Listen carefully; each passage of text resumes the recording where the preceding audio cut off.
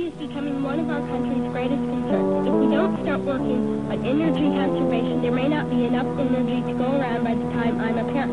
We're going to learn about how we can solve some of our problems through alternative energy sources. You can learn more about energy, too. Call your county cooperative extension service for more information. Conserving energy is everyone's responsibility. Call 4-H to find out how you can do your part.